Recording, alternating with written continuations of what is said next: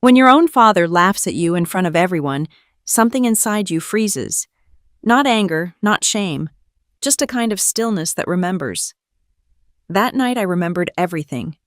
The smell of rosemary turkey, the silver cutlery clinking, and my brother's voice slicing through the warmth. "Still no job," he said, smirking loud enough for the whole table to hear. My dad laughed too full and deep, like he was agreeing with a joke. I didn't laugh. I just smiled, the kind that hurts behind the teeth. The Bennett family Christmas dinner was a production. Every year my mother decorated the house in Connecticut like it was competing for a magazine cover, gold ornaments, a 6-foot tree, the smell of cinnamon candles wafting through the air. This year was no different, except I was the uninvited guest who still showed up. Not uninvited literally, they'd sent the card, but emotionally I knew my place. I was disappointed.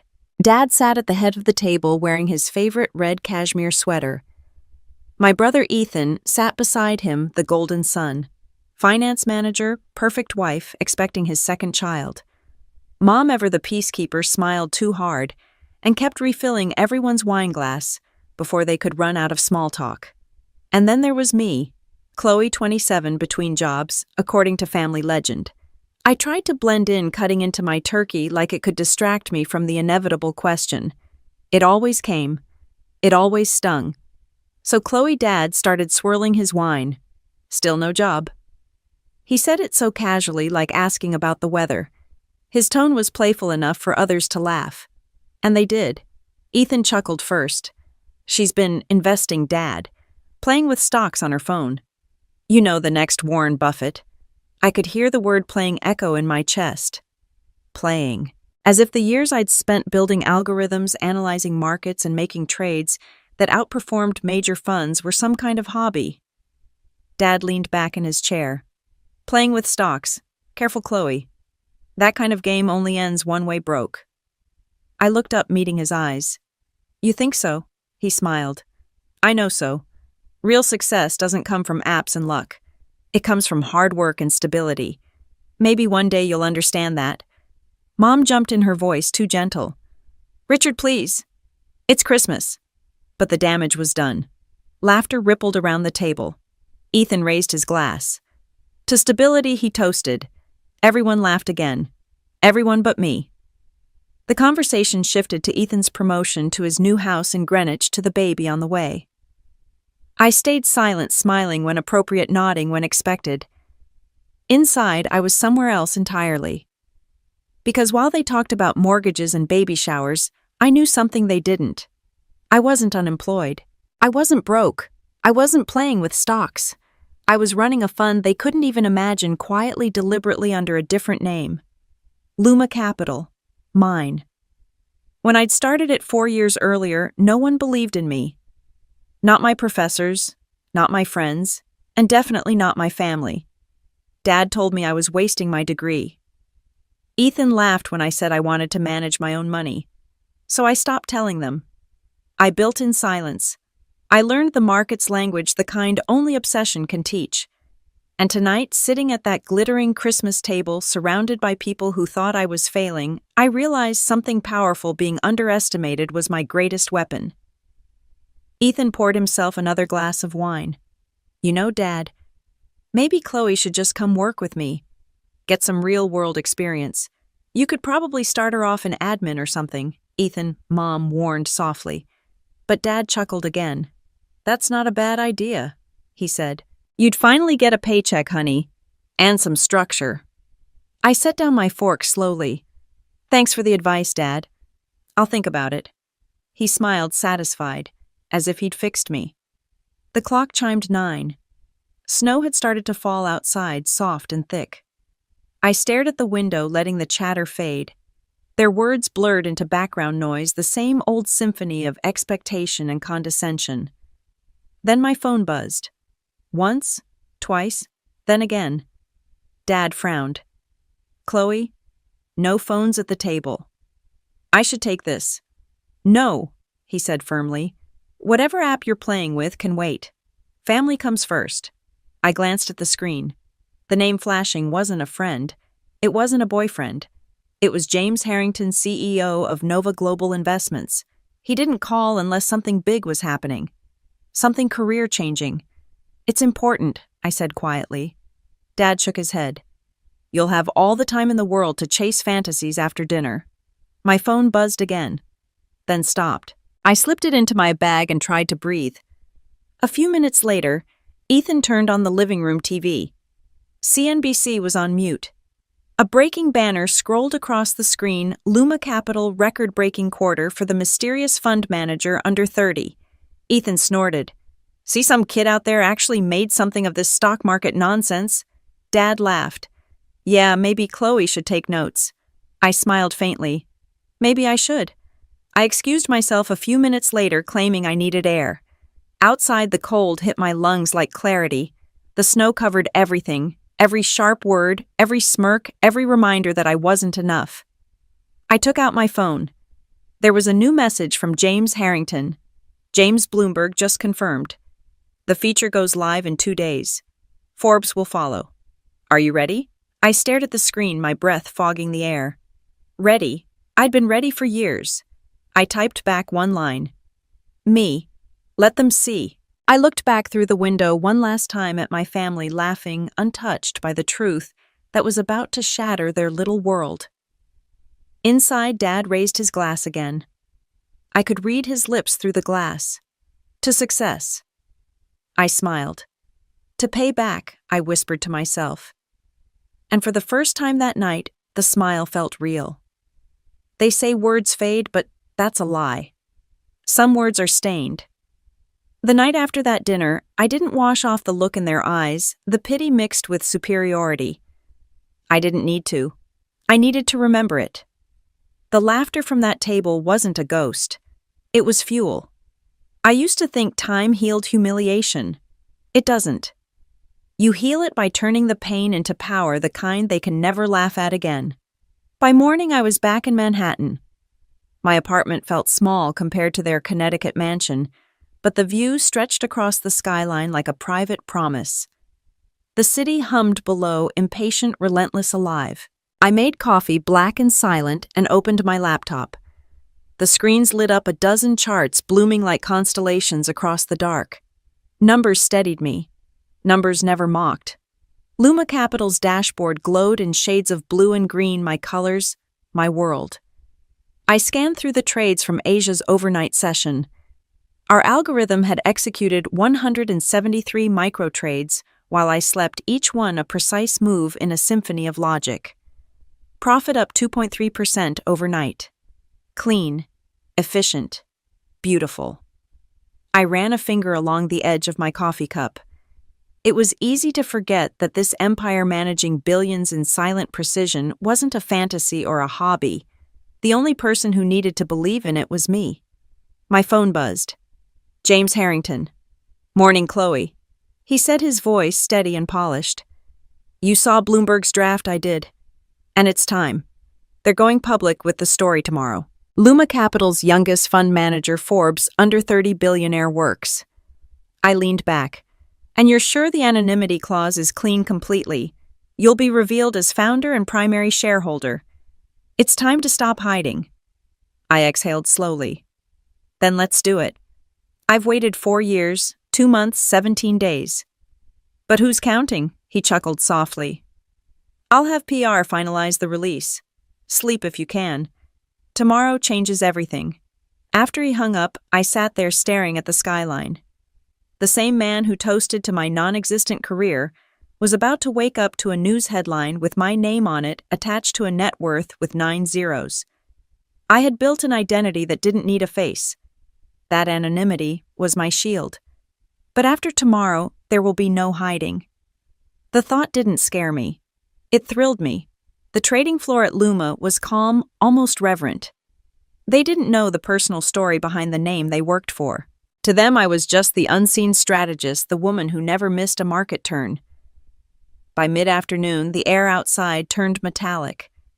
I looked down at the streets below, remembering how small and powerless I'd felt in that Connecticut dining room. Here, surrounded by glass and steel, I felt untouchable. My mother texted, "Dinner was lovely last night." Hope you got home safe. Lovely. I locked my phone and turned back to the charts. The market closed with another record day. I should have felt relieved, but what I felt was heavier anticipation mixed with the finality of a closing door.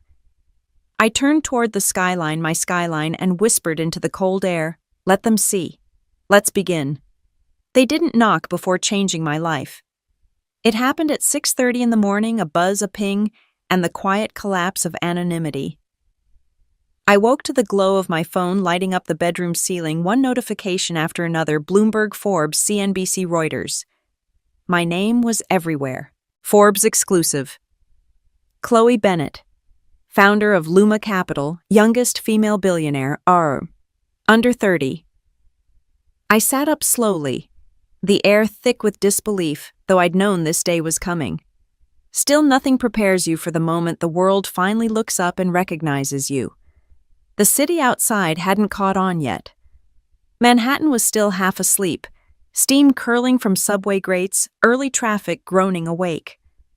But my phone was in chaos. Hundreds of unread messages, reporters, investors, old college classmates, numbers I didn't recognize. I didn't answer any of them. I just swung my legs off the bed, feeling the cold wood under my feet, and stared at the screen again.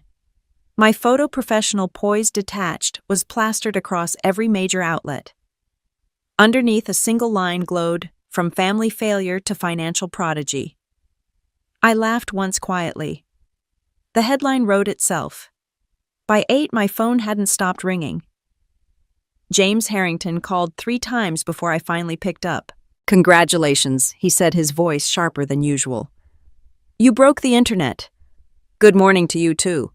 I told you this would happen fast, but even I didn't expect this. You're trending #1 on Twitter, #3 on Bloomberg, and Luma Capital's servers are crashing from investor traffic." "Let them crash," I said. "It's good for business." He laughed softly. "That's my girl. Listen, you've got interview requests from every network. I can manage most of them, but Forbes wants you to live on air tonight." "No," I said, "not yet." "Chloe," I said, "not yet. Let them talk first. Let the story breathe. I'm counting on it." When the call ended, I made coffee and turned on CNBC. My name was already rolling on the ticker. The anchors were practically glowing with excitement. And the mystery founder of Luma Capital is none other than 27-year-old Chloe Bennett, previously unknown to the finance world. Bennett's fund has achieved a 38% annual return since launch, outperforming every major hedge fund in the U.S. The camera cut to a panel of analysts, each speculating about my methods, my background, my meteoric rise. One of them said, "It's fascinating. Her father, Richard Bennett, runs a traditional investment firm in Connecticut. Seems talent runs in the family." I almost spit out my coffee. Runs in the family. The irony hit hard. The same man who once told me I'd never understand real finance was now being name-dropped as the father of the youngest billionaire in the country. Somewhere I imagined him sitting in his perfect leather chair watching his own words crumble. By mid-morning, I was at the office. The moment I stepped in, the trading floor erupted in applause. Dozens of analysts stood up, clapping, cheering, calling my name. "Boss, we had no idea." "Is it true?" "Forbes billionaire list. You're trending everywhere." I raised a hand, smiling. "Back to work, everyone. Markets don't pause for ego." They laughed, but I could see it, the shift. The way they looked at me now. Respect, awe, a little fear.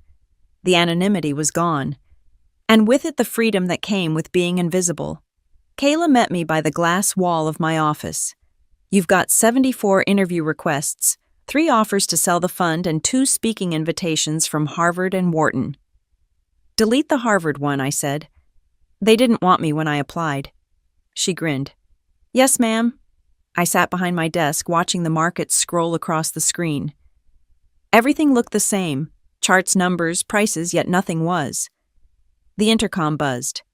"James on line 2, Kayla said. "Put him through." "You might want to turn on channel 5, James said. I switched it on. My face filled the screen again, Forbes studio background, my headshot behind the anchor. "We've just received exclusive confirmation from Bennett Wealth Group that Chloe Bennett is indeed the daughter of Richard Bennett, longtime Connecticut investor." Sources close to the family say this revelation comes as a surprise to many. The camera cut to a photo me maybe 20 years old at some long-forgotten family barbecue sitting beside my father. He was smiling. I wasn't. Richard's PR team is scrambling, James said. They weren't ready for this. I bet they weren't. Are you okay? I thought about that. I don't know yet. Because this wasn't just exposure, it was confrontation. And confrontation had consequences. By noon, my office was a revolving door of congratulations. Flowers from investors, champagne from Nova Global, a handwritten note from the mayor's office. Each one a symbol of validation, but none of it filled the strange quiet underneath. The truth was, I didn't care about the money or the fame. I cared about the silence that would fall when my father finally saw it. The pause before his pride turned to regret. At 2 p.m., my phone buzzed with a new message. Dad, we need to talk. I stared at the text for a long moment, the letters burning. Then came another, proud of you. No apology, no acknowledgement. Just pride, late and incomplete. I typed back, about what? Then deleted it. I locked the phone and stood walking to the window. Outside, snow began to fall again, soft against the glass. Somewhere in Connecticut, my father was watching my brother too, both trying to reconcile the woman on their TV with the one they mocked across the dinner table. I wondered if they remembered the sound of their own laughter that night. My reflection stared back at me in the glass calm, composed, untouchable. The woman who had built an empire from the very thing they dismissed. I whispered it aloud to no one. Still no job, huh? The city below pulsed with light. And somewhere far away, I knew the dinner table that once felt like a cage had gone very, very quiet. The silence after exposure is the loudest kind. You think when the world finds out your name, there'll be cheering relief celebration. But the truth. It's quiet, eerily quiet, like the calm before a second storm. That morning, after Forbes crowned me the youngest billionaire under 30, my phone didn't stop vibrating. But the one call that mattered, the one voice I had waited years to hear, didn't come until late afternoon. When I finally saw Dad flash across my screen, my stomach tightened. I didn't answer right away. Some debts deserve to sweat a little. When I finally picked up, his voice was too calm, too measured. Chloe. Dad. A pause. Then, so, it's true. I could almost see him sitting in his leather chair, the fire roaring behind him, his cufflinks gleaming like medals of a war he thought he'd already won. It's true, I said simply. Another pause. Forbes, Bloomberg, all of them. Your pictures everywhere. I didn't respond. I didn't know you were involved with, what's it called again? Luma Capital, I corrected. I found it. The silence stretched. He cleared his throat. Well, that's impressive. There it was. Impressive. The word people use when they're too stunned to say sorry. Is that what you called to say? I asked. Chloe, he sighed. I think we got off on the wrong foot last night. You know I didn't mean to embarrass you. It was a joke. Everyone was laughing, I said. It landed. I didn't mean, yes, you did. He went quiet. For a moment, all I could hear was the faint clink of his glass. Probably scotch. His Christmas scotch, the one he only poured when he wanted to feel powerful. I'm proud of you, he said finally. Proud, I repeated. Of what? Of what you've built. Of who you've become. I mean Luma's success. It's extraordinary. I stared out the window of my office at the city glittering under fresh snow. You had no idea what I was building. You never asked. He hesitated. Well, how could we know? You never told us. I let out a sharp laugh. Because every time I tried, you told me I was wasting my life. Remember that? His voice softened, practiced like he was negotiating. We just wanted you to have security, stability, playing with stocks. There it is again, I cut in. Playing. He sighed heavily. I didn't mean it that way. Yes, you did. I said again, my tone even. You meant every word. You always have. He was quiet for a long time. Then in a voice smaller than I'd ever heard from him, he said, "You really made all that money, more than you could imagine." Another pause. "How much?" "Does it matter, I suppose not," he said, though we both knew it did. There was a long silence after that. Then, like he couldn't help himself, he added, "It's just hard to believe. You're so young." "Under 30, I said. Forbes made sure to mention that. He chuckled softly, trying to thaw the ice. "You always were stubborn. Guess it paid off." Guess it did. I could almost hear the gears turning in his head, how to pivot this into a story that made sense, how to rewrite history so that his disapproval looked like guidance, his doubt like tough love. "Listen," he said suddenly. "There's a gala next week, Bennett and Price's annual investor dinner. You should come. Let people see what you've accomplished. It'd mean a lot to me." I laughed. "You want me there now?" "Of course," he said quickly. "Your family." "Family," I repeated. "That's a new word coming from you." He didn't respond right away. Things were said in the past. Maybe both of us could have handled it better. "I was 23, I said quietly. "You were supposed to believe in me, not tear me down." He didn't argue. He didn't apologize either. Just said, "Think about the gala. You belong there, Chloe. You've earned it." When the call ended, I sat still for a long moment. The office around me was quiet, the kind of quiet that hums. I looked down at my phone. One call. 4 years too late. Kayla knocked lightly on the door. "Everything okay?" "Fine," I said. "My dad just found out his daughter isn't a disappointment after all." She gave me a sympathetic look. "How's he taking it?" "Like a businessman who just realized he missed the best investment of his life." Kayla smiled faintly. "Want me to cancel your evening meetings?" I shook my head. "No, I need distraction. Get me the Singapore numbers." By the time the office emptied, snow was falling again. I turned off the lights and sat by the window, the city flickering below like 1,000 heartbeat monitors. My laptop pinged a new headline from CNBC Luma Capital's Founder Shocks Wall Street Family Background Revealed. I clicked it open. There it was again, a photo of me at 21 standing beside my father at some charity dinner, his arm around my shoulder. The caption read, "Richard Bennett, veteran investor, and his daughter Chloe, the newly crowned billionaire founder of Luma Capital." They made it sound like a legacy, like inheritance. But I knew better. What I had built came from silence, not support. The screen blurred for a second, my reflection layered over my father's old smile. I shut the laptop. That night I didn't sleep much. I kept thinking about what he said. "You belong there." Maybe I did, but not in the way he imagined. Because next week at that gala under the chandeliers and champagne, I wasn't going to show up as the forgotten daughter or the mock dreamer. I was going to show up as the reckoning. They say success changes people, but that's a lie. It doesn't change you, it changes how everyone else looks at you. The week between my father's reluctant invitation and the gala was a blur of interviews I refused, and investor calls I managed with surgical precision. James had warned me, "Your father's building his redemption narrative."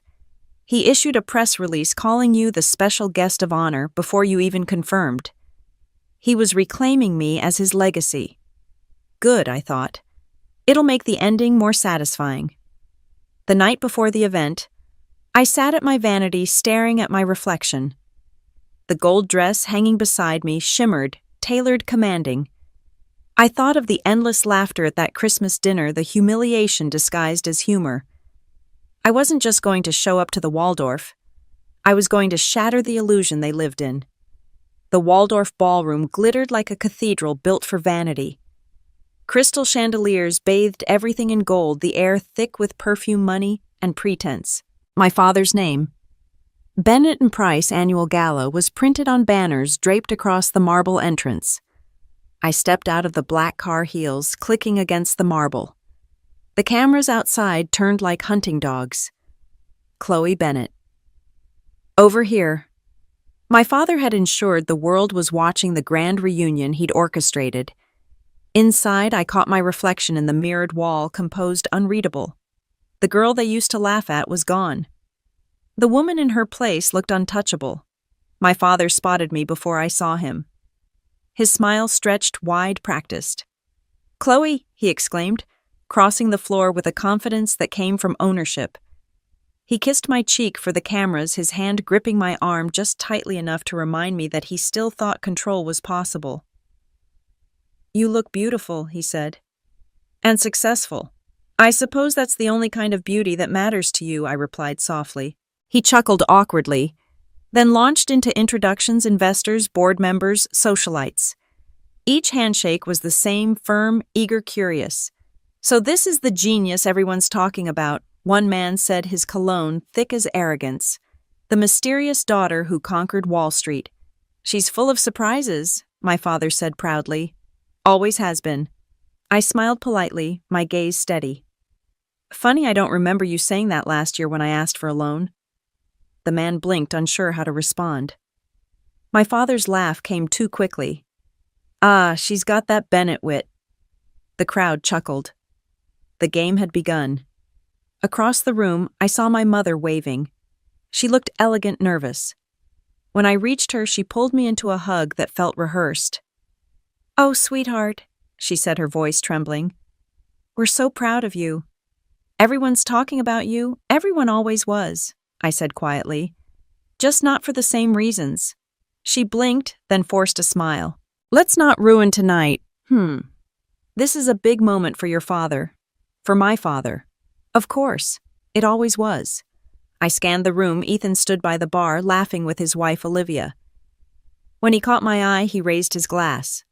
"To the prodigal sister," he said with a smirk. I walked over. "Still keeping up with the biblical metaphors, only the ones that fit," he said. "I've got to admit, Chloe, you proved me wrong." "That must have hurt," I said lightly.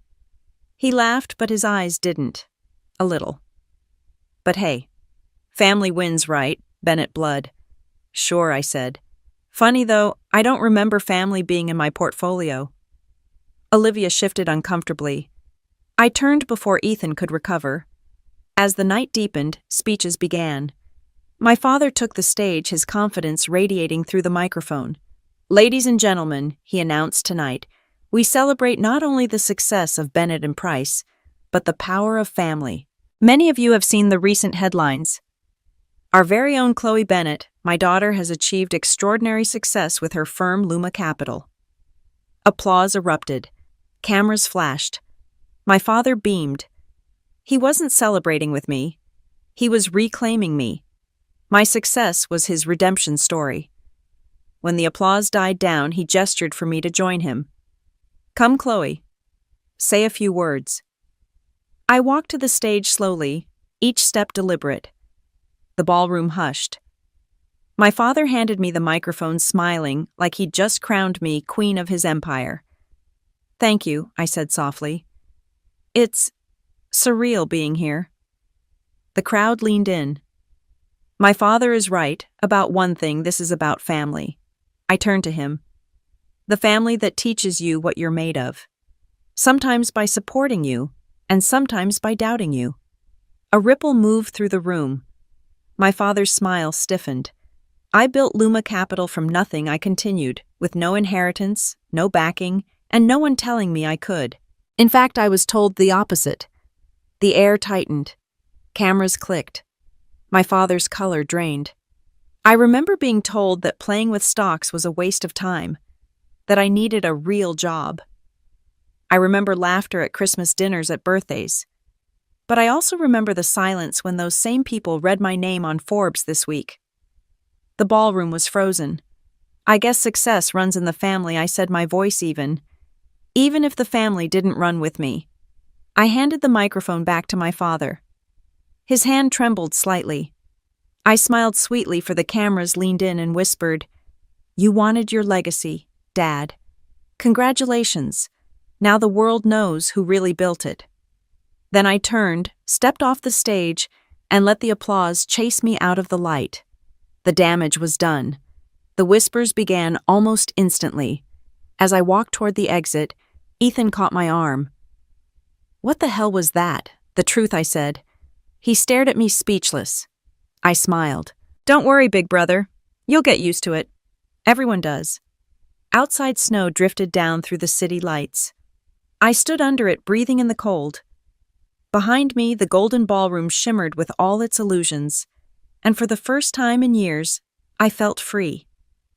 You can't set a fire in a room full of liars and expect them to stay calm when the smoke starts rising. The night after the gala, the city didn't sleep, and neither did I. My speech had become the story.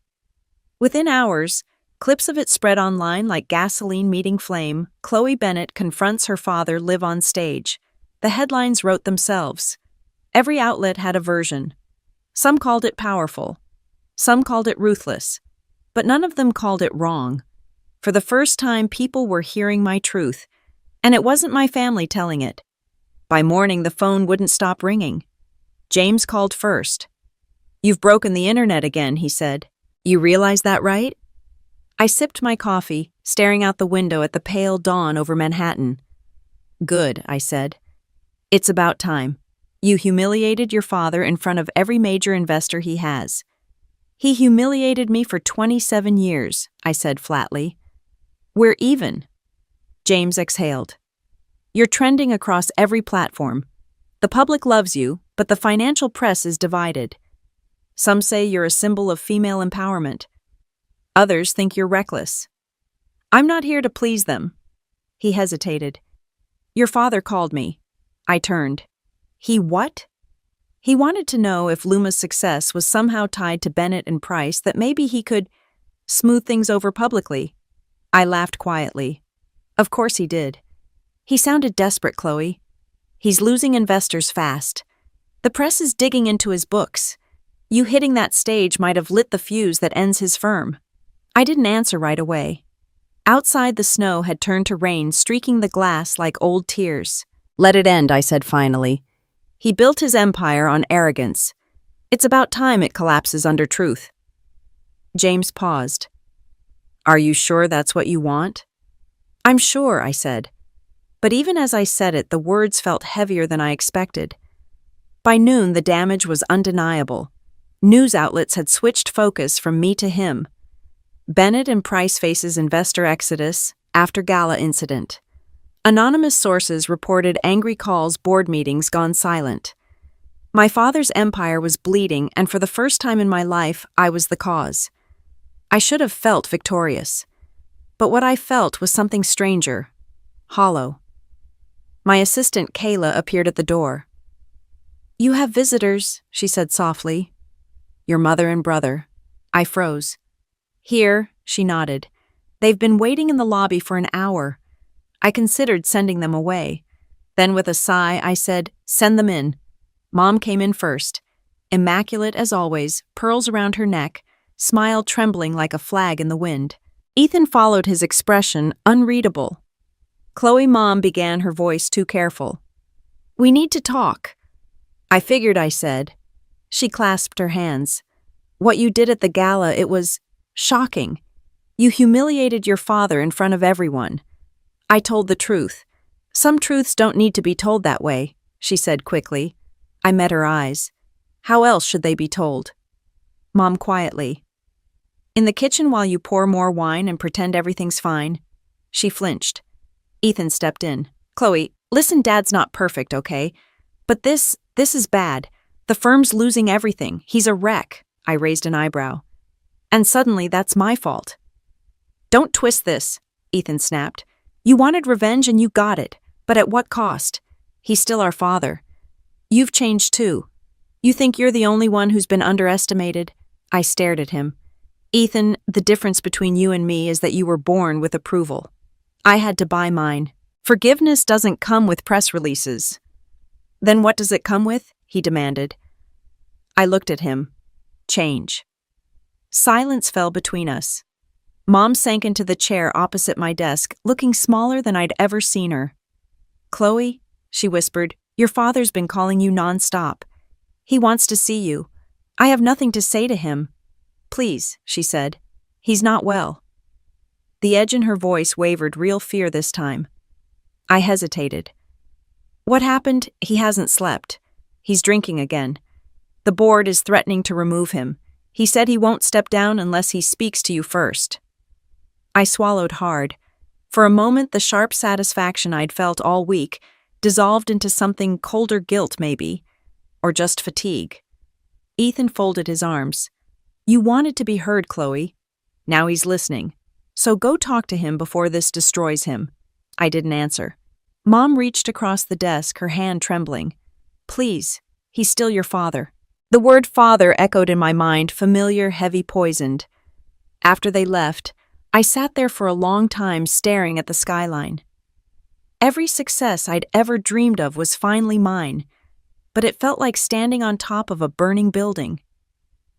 By evening, the city lights blurred into rain. My phone buzzed again. Unknown number. I didn't want to answer, but something told me I should. Hello? It was his voice. Raw, unsteady. Chloe. I closed my eyes. Dad. He exhaled shakily.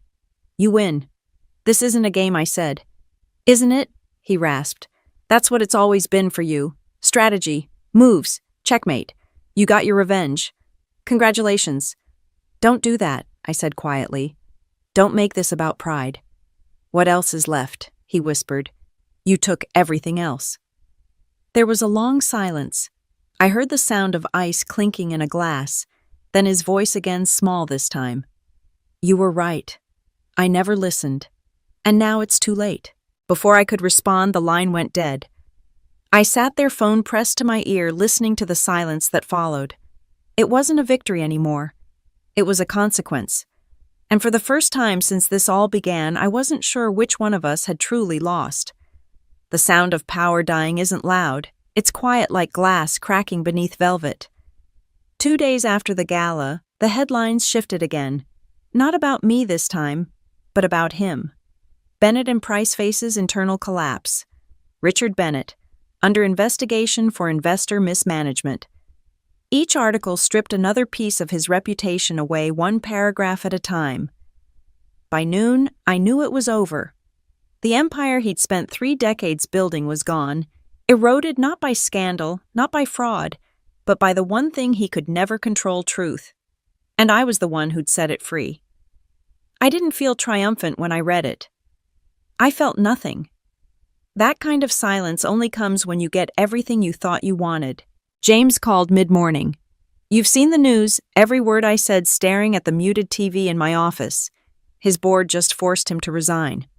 Effective immediately. They've appointed interim leadership while they investigate the firm's accounts. Investors are pulling out by the hour. I closed my laptop. So that's it? That's it, James said softly. Then after a pause, you should go see him. I've seen enough. Chloe, he said, his tone changing, he's not the man from the gala anymore. Whatever pride he had, it's gone. And whether you like it or not, you two share the same blood. You built something he couldn't understand. That doesn't mean you can't end this with grace. Grace, I repeated. He never gave me any. I know, but you're not him. I didn't answer. By late afternoon, I found myself driving toward Connecticut anyway. The highway stretched gray and endless snow falling in slow, patient flakes. My reflection in the window looked strange, too polished for the girl who once left this town, broke and bruised.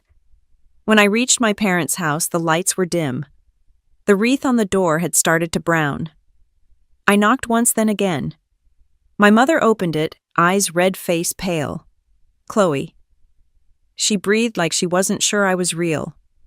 Is he here? She nodded slowly. In his office. He hasn't left in 2 days. I stepped inside. The air smelled of stale bourbon and burnt wood. The house felt smaller somehow, like grief had shrunk its walls. As I walked down the hallway, memories flickered in fragments, the sound of his laughter echoing after every insult, the way he'd dismissed me with a single wave of his hand. But when I reached the door of his office, all that anger dissolved into something heavier. The door creaked open. He was sitting behind the desk, shoulders slumped, the once impeccable man, now a silhouette in half-darkness. Papers were scattered everywhere. Reports, statements, old awards. The bottle beside him was nearly empty. He didn't look up when I entered. Come to see the ruins, I swallowed hard. I came to see you. He laughed, dry, bitter. You already saw me. On stage. You made sure of that. That wasn't my plan, I said quietly. No, he said, staring at the wall. But it was your truth. And the truth has teeth. He finally looked at me, then his eyes bloodshot but sharp. You wanted to make me feel small. Congratulations. You did. I met his gaze. I didn't want to make you feel small. I wanted you to see me. I saw you, he said, voice rising. I saw you sitting in this house, wasting potential. I saw you chasing dreams that made no sense. I saw you throw away a life I tried to build for you. You saw what you wanted to see, I said, my voice steady. You never looked past your own reflection long enough to realize I was building something too. He rubbed his face with both hands, the fight draining from him. And now you've built it. You've won. What's left for me? I hesitated. Maybe peace. He gave a weak laugh. There's no peace in losing everything. I stepped closer, lowering my voice. You didn't lose everything, Dad. You just lost control. That landed. His eyes softened just a little. You sound like your mother, he murmured. I sound like someone who learned from you what not to become. He nodded slowly, the faintest ghost of a smile on his face. Good. You'll need that. For a long moment we just stood there in silence. Outside, snow fell against the window like quiet applause from the universe itself. I don't hate you, I said finally. Even after everything. I just wanted you to understand that I was never your failure. He looked at me, and for the first time in years, I saw something raw and human in his eyes, regret. I understand, he said. Too late, but I do. I took a breath. Then maybe that's enough. He leaned back in his chair, exhaustion written across every line of his face. You're stronger than I ever was. No, I said softly, just quieter. When I left his office, my mother was standing at the end of the hall, tears shining in her eyes. Did he listen? She asked. He heard me, I said. That's a start. She touched my arm. You did what you had to do. I did what he taught me to do, I said. Win. Driving back to the city that night, the snow had stopped. The world looked clean again, almost forgiving. I rolled down the window slightly, breathing in the cold air. The revenge was complete. But it didn't feel like victory anymore. It felt like closing a book that had taken too long to finish, heavy, necessary final. The man who once mocked me had fallen. And all I could think was how strangely quiet it sounded when a dynasty ended. You think revenge will silence the voices in your head? The ones that used to whisper, you're not enough, you'll never make it, they'll never believe you. But when you finally win, when the world finally bows to the proof you built from your own pain, the voices don't disappear. They just change their tone. Now they ask, was it worth it? That question haunted me in the weeks after my father's fall. The world had its story. I'd risen, he'd crumbled, the prodigal daughter had returned in triumph. But beneath the headlines, something inside me felt unfinished. The media wouldn't let it die. Every morning another article appeared, some praising me as the symbol of perseverance, others painting me as ruthless, the billionaire who brought her father down. One read, Family feud on Wall Street. The Bennett's empire burns. They loved the drama. They didn't care about the truth. At Luma Capital, life went on.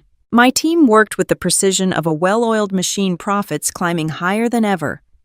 We'd just crossed $9 billion in managed assets, and new investors were flooding in faster than we could onboard them. But success had started to taste different, metallic, hollow, like biting into victory that had already spoiled. Kayla noticed first. You're here every night again, she said one evening, standing in my office doorway. You haven't taken a single day off since the gala. I have work to do, I said, eyes fixed on the monitors. Luma could run itself for a week and still break records, she replied. You built it that way. What are you really working on? I looked up from my screen. Noise management, she frowned. Noise? People talk too much, I said. I want the markets to remember me for my performance, not my bloodline.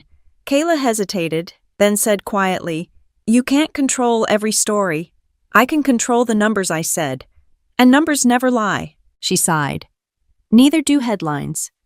When she left, I stared at the skyline through the glass wall. She was right, but admitting that felt too much like weakness. Later that night, James called. "You've been quiet lately. I'm working." "I know that tone," he said. "You're not working. You're distracting yourself." "From what?" "From the part where you realize victory and peace aren't the same thing." I didn't respond. "Listen, Chloe," he continued. "I've seen this happen before. You spend years fighting to prove something, and when you win, you don't know who you are without the fight. So you find another battle. You haven't even processed what happened with your father. You went straight from burning bridges to building bigger ones." I forced a laugh. "That's how I survive, James." He paused. "Or how you hide. You don't owe him forgiveness, Chloe. But you do owe yourself peace." After he hung up, I sat there staring at my reflection in the dark glass. My own eyes looked unfamiliar, tired, sharper, older. Maybe he was right. Maybe I didn't know how to stop fighting. The following weekend, I found myself driving toward Connecticut anyway. The air was still and cold. My thoughts dragged me back to the look in my father's eyes that last day in his office defeated tired human. For the first time, I realized how long he'd been afraid. Not of failure, but of irrelevance. I thought I'd killed his pride. But maybe I'd only stripped it bare. When I reached the house, the lights were dim. My mother answered the door, this time, relief washing over her face. "He's in the study," she whispered. "He'll be glad you came." The last time I walked into that room, it smelled of bourbon and bitterness. Now it smelled like dust and medicine. He was sitting in the same chair, thinner, paler eyes, duller. But when he saw me, something flickered, pride maybe, or disbelief. "Chloe," he said quietly. "Dad."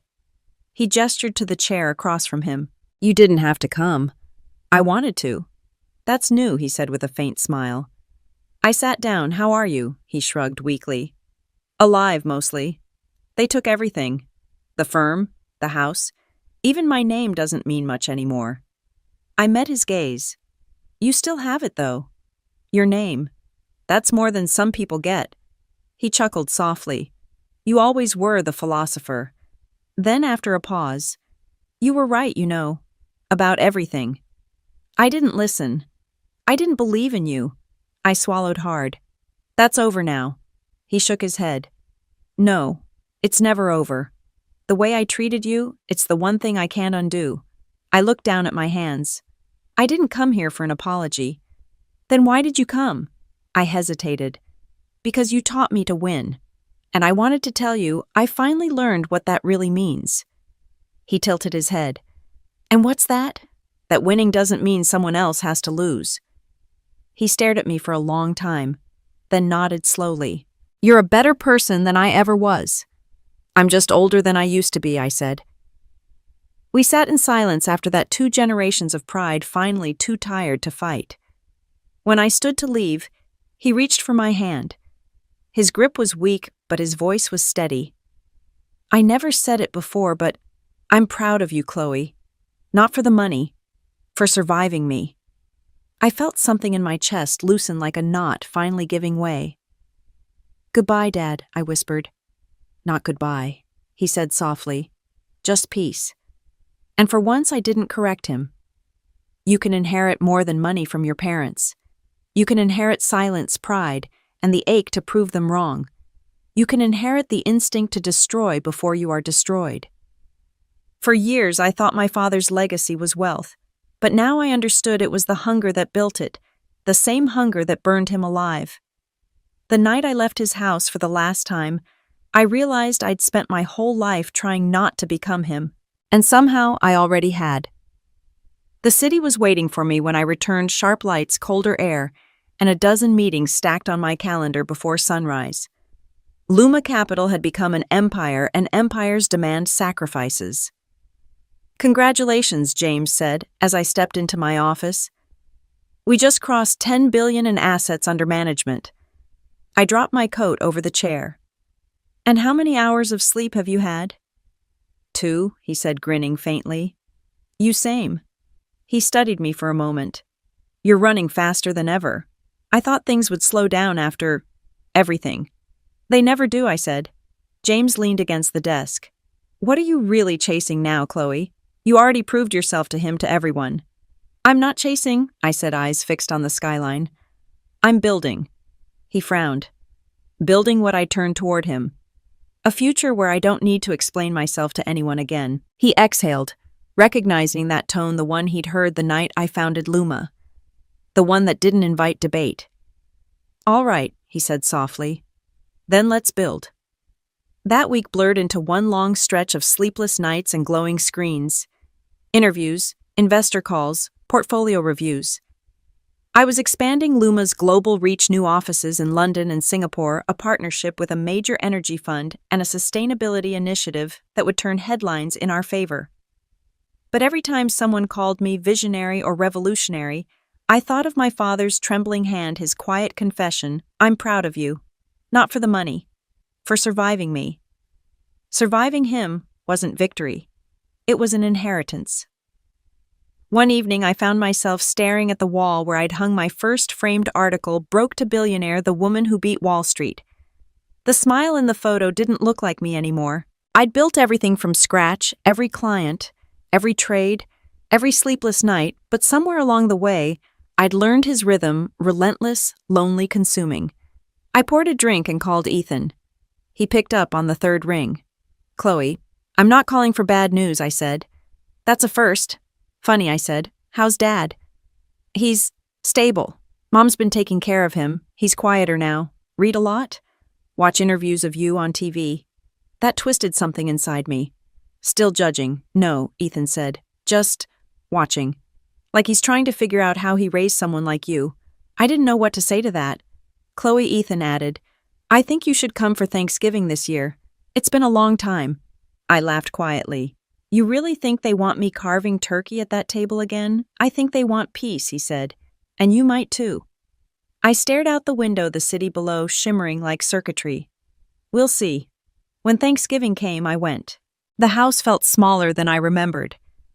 The once imposing dining room now looked like a museum of ghosts, same chandelier, same china, fewer people. My mother hugged me like she was afraid I'd vanish. My father stood at the end of the table, thinner, slower, but still there. Chloe, he said softly. Dad. For a moment, no one moved. Then he gestured toward the chair beside him. Sit, I did. Dinner began in silence. The old rhythms were gone. No sharp remarks, no jokes at my expense. Just the clinking of forks, the creak of wood, and the low hum of the fire. Halfway through the meal, my father set down his glass. I read about your new expansion, he said. Asia and Europe. Ambitious. It's going well, I replied. He nodded slowly. You remind me of myself, you know. I was afraid you'd say that, I said lightly. He smiled faintly. Don't be. You took the part of me that built something out of nothing and left behind the part that couldn't stop destroying it. I froze. That's not true. He looked at me, eyes sharp again. Isn't it? You haven't rested since the day you started Luma. You've made billions, but you're still chasing something that doesn't exist. You call it progress. I called it purpose. But really, it's fear. Fear of what? Of being ordinary, he said. The words hit harder than I expected. He leaned back. The curse of people like us, Chloe, is that we don't know how to live without a mountain to climb. And when we reach the top, we just build a taller one. I looked at him across the table. The man who once mocked my ambition, now warning me of his own reflection. I'm not you, I said quietly. God. I hope not, he murmured. For the first time in my life, I believed him. After dinner, we stepped out onto the porch. The air was cold. Stars bright against the black sky. You know, he said, when Forbes called you the youngest self-made billionaire, I didn't feel envy. I felt relieved. Relief that you'd finally escaped me, he said. That my voice wasn't the one in your head anymore. I stared at him, my throat tight. It still is sometimes. He gave a small smile. Then promised me something. Don't let my mistakes become your inheritance. I nodded, unable to speak. He looked out over the dark lawn. You were always meant to burn brighter than this house, this family, this name. Just don't burn yourself out. That night when I left, he hugged me for the first time in years. His voice trembled against my shoulder. "You've already changed the world once, Chloe. Now change what's left of yourself." Driving back to the city, I thought about what he said. The inheritance he gave me wasn't money or guilt. It was the understanding that ambition without peace is just another form of captivity. And maybe for the first time in my life, I was ready to be free. Success has a strange way of turning into a mirror. At first you think it reflects your strength, the proof that you made it on your own terms. But if you stare long enough, you start to see everything you sacrificed staring back at you, the nights you didn't sleep, the people you lost, the person you became. After Thanksgiving, I returned to the city with a calm I didn't recognize. For the first time, I wasn't angry. I wasn't chasing. I wasn't running from my father's shadow. But peace, I would soon learn, can be as dangerous as ambition. The markets were wild that winter. A storm of volatility hit the tech sector, and all eyes turned to Luma Capital. The press called it the Bennett Shield, our ability to stay untouched while others bled. They painted me as invincible. I knew better. Invincible is the last thing anyone should ever believe they are. Kayla knocked on my office door one morning. "You're trending again," she said, sliding her tablet across the desk. I glanced at the screen. "Bennett predicts market crash saves investors billions." "Great," I said flatly. "You just prevented half of Wall Street from burning to the ground." "Maybe try smiling. I didn't save them. I protected us." She sighed. "You can't even enjoy being right anymore, can you?" "Being right," I said, leaning back in my chair, "is expensive. People remember the times you win. They never forgive the ones you lose." Her eyes softened. "Then maybe it's time to lose something that doesn't cost you your soul." She left before I could answer. That night, as I reviewed the numbers, my phone buzzed. "James, your forecast went viral," he said when I picked up. "Every fund manager in New York wants your strategy. CNBC called you the Oracle of 28. "Let them talk," I said. He hesitated. "You sound detached." "I'm tired of being a headline." "You're not just a headline, Chloe. You're a movement. But movements have to evolve or they collapse." I looked out at the city skyline, the towers glowing like molten steel. Maybe evolution means disappearing before the applause turns to noise. He was quiet for a beat. "You're not thinking about walking away." "Not forever," I said. "Just long enough to remember what living feels like." "Take it from me," he said softly. "The hardest part of being right is learning when to stop proving it." The next morning, I canceled 3 interviews, rescheduled 5 meetings, and left the office without telling anyone. I walked through Central Park until my phone died, my heels sinking into the damp winter ground. For the first time in years, no one recognized me. No flashing cameras, no questions, no eyes expecting me to perform. Just me and the quiet hum of the city breathing. I ended up at a small cafe near the East Side. A man at the next table was reading the Financial Times, and there it was, my face again, splashed across the business section. "Bennett's genius move stabilizes market confidence." I almost laughed. They made it sound like I'd saved the world. I just did my job. As I paid my bill, I heard a voice behind me. "You're her, aren't you?" I turned. A woman stood there, mid-40s, wearing a faded coat and a tired smile. The girl from Forbes. The one who started with nothing. "I'm Chloe," I said cautiously. She nodded. "I knew it. My son talks about you all the time. Says you're proof that people like us can make it." Her eyes shone with something I hadn't seen in a long time, hope. "He started investing last year," she said. "He's only 21, but he believes he can build something. Because of you." I didn't know what to say. "Thank you," she added softly, "for showing him that you don't need permission to change your life." When she left, I sat there for a long time. All this time I'd been chasing revenge, validation, control. And yet what mattered most wasn't the empire I'd built, it was the permission my story had given someone else. Maybe that was what being right was supposed to mean. Not proving others wrong, but proving what's possible. That night back in my penthouse, I wrote a letter to my team. Effective immediately. Luma Capital will transition to employee partnership. Every lead analyst, every strategist, every developer will receive ownership shares equivalent to their contribution since the company's founding. Luma was never meant to be a monument, it was meant to be a movement. I didn't sleep. I just watched the city lights fade into dawn. When morning came, James called. "You're really doing this?" "Yes." "Do you realize you're giving away almost half your company?" "I'm not giving it away," I said. "I'm giving it back." He exhaled. "You know your father would never—" "I know," I interrupted. "That's why I have to." Later that day, I walked into the office. My entire team stood waiting, a mix of confusion and disbelief. I explained everything: the partnership plan, the ownership shares, the future I wanted for them. When I finished, there was silence. Then Kayla stepped forward. "You're serious?" "Completely." She smiled, shaking her head. "You're insane." "Probably," I said, "but it feels like the first sane thing I've done." Applause filled the room. Real applause.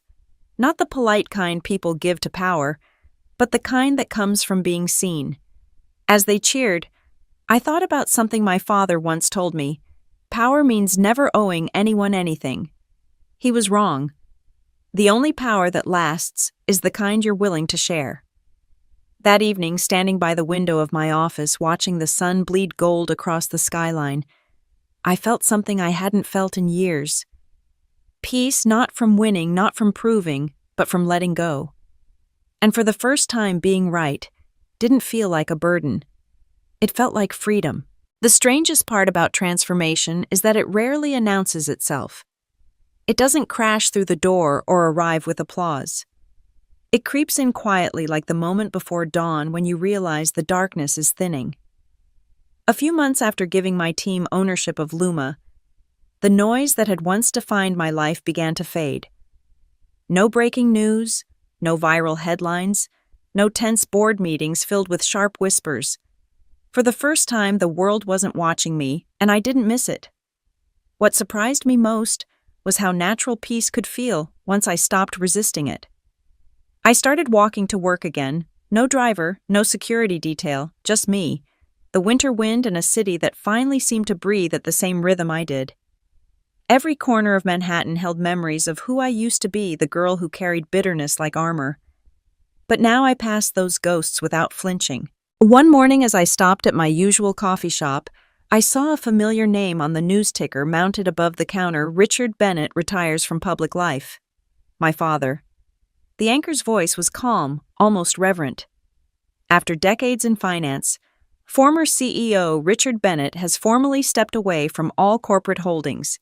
Sources close to the family say he plans to spend his time mentoring young entrepreneurs. I almost smiled. The man who once mocked ambition he didn't understand was now teaching it. Maybe that was redemption, or maybe it was survival. Either way, I didn't resent it. Later that day, an email appeared in my inbox with a subject line that simply read, "Dinner." It was from him. I hesitated before replying. Then I typed, "Sure. Friday at 7. When I arrived at the restaurant, I barely recognized him. The tailored suits were gone, replaced by a sweater and a quiet humility that didn't feel forced. His hair had thinned, but his eyes, those sharp, assessing eyes, were still the same. "Chloe," he said, standing as I approached. "Dad." He gestured toward the seat across from him. "I wasn't sure you'd come." "I wasn't sure either," I admitted. He smiled faintly. "That's fair." For a few moments we didn't speak. The waiter poured wine, took our orders, and disappeared. Finally, my father cleared his throat.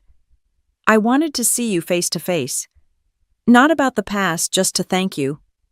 "Thank me?" I asked, arching a brow. "For showing me what leadership looks like when it's not about control," he said. "Your decision to give away half your company, it was extraordinary." "I didn't give it away," I said softly. "I just stopped hoarding what wasn't mine to begin with." He nodded. "That's what I mean. You built something real, Chloe. Something that lasts.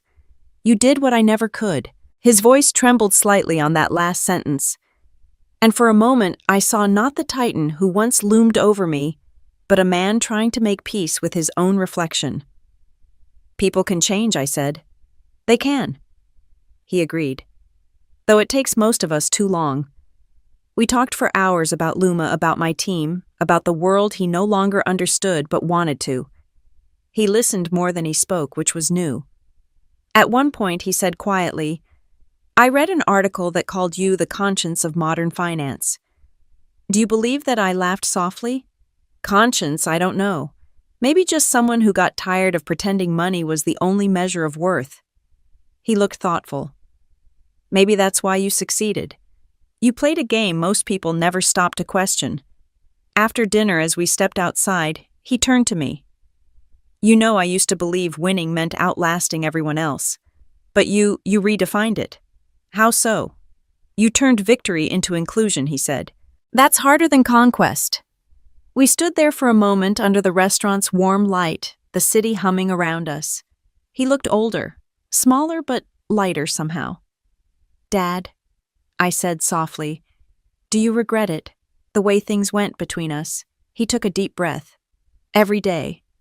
But I'm grateful for the ending." "Why?" "Because I got to see you become everything I never allowed myself to be." Something inside me eased then, like a door finally closing without a slam. That night back in my apartment, I poured a glass of wine and sat by the window. Below the city glowed a living constellation of ambition and exhaustion. I thought about all the dinners where I'd been the quiet one at the table holding my breath while my family laughed at my dreams. Now the laughter was gone, replaced by silence, not the painful kind, but the peaceful kind that comes after a storm. I checked my phone. Dozens of messages, investors, journalists, former rivals. But one stood out. It was from Rachel, my cousin, the only one who'd ever defended me years ago at that infamous Christmas dinner. Her text was simple. "Proud of you. The whole family reads everything you do.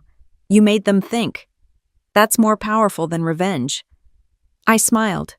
She was right. Revenge gets attention. Reflection changes people. The next morning, I went to the office early. The floors were quiet, the sun barely breaking through the skyline. Kayla was already there, sipping coffee. "You're early," I said. She smirked. "You're later than usual." "Fair." I walked to my desk. "I had dinner with my dad last night." She raised her eyebrows. "And it wasn't about guilt this time," I said. "It was about understanding." "That's new," she said. It felt new, I admitted. Maybe that's what forgiveness actually is. Not forgetting what happened, but being able to sit across from it and breathe. Kayla studied me for a long moment. "You've changed." "So has everything," I said quietly. She smiled.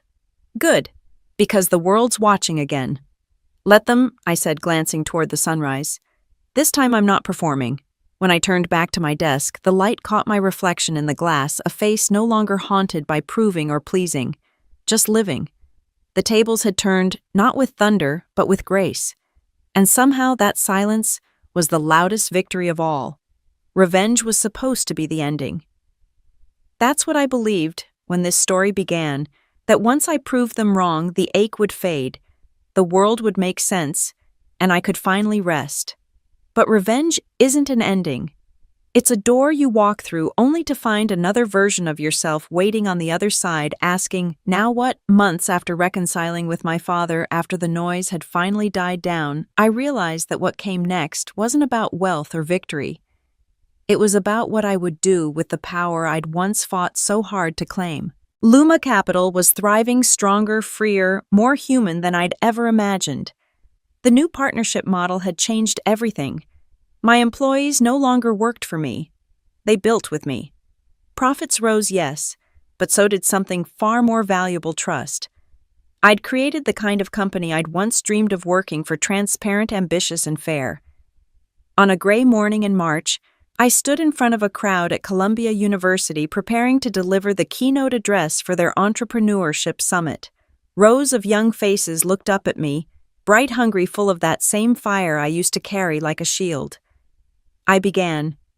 "When I was your age, I thought the goal was to be the smartest person in the room, the loudest, the one everyone noticed.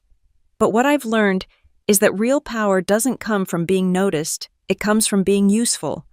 It comes from creating something that makes the world a little less cruel than you found it. As I spoke, I saw flashes of my younger self among them, the girl who once sat in rooms full of laughter, pretending their mockery didn't sting. And for the first time, I didn't pity her. I was proud of her. She hadn't survived despite her pain. She'd survived because of it. After the speech, a student approached me, nervous but determined. "Ms. Bennett," she said, "how did you keep going when everyone told you to stop?" I smiled. Because every no sounded like a dare. She grinned, nodding slowly, and I thought, she'll be fine.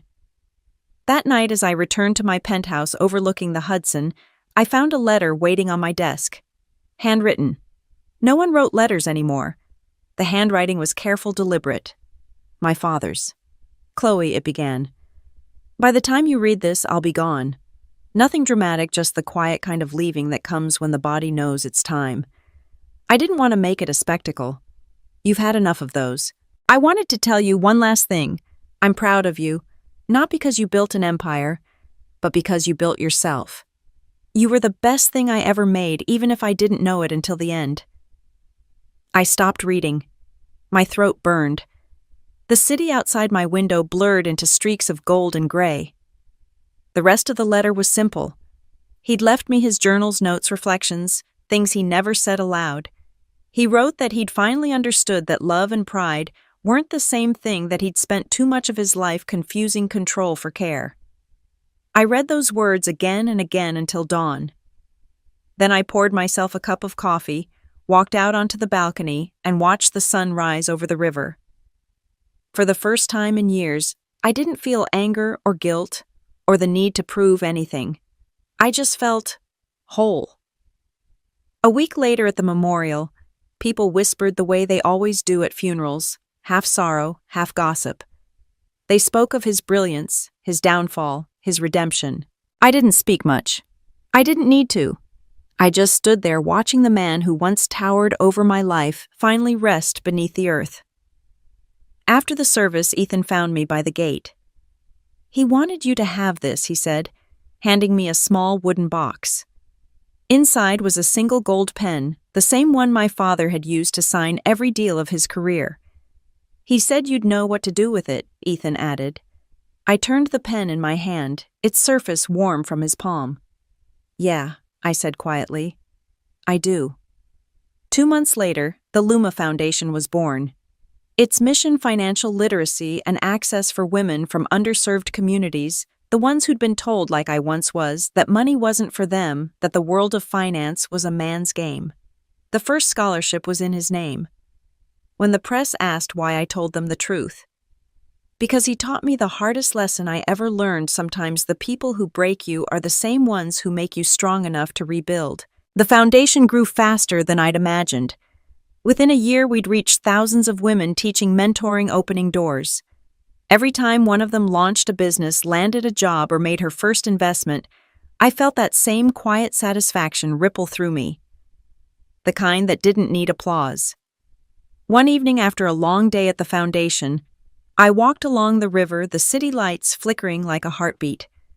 I thought about everything that had happened: the humiliation, the success, the loss, the peace that came after.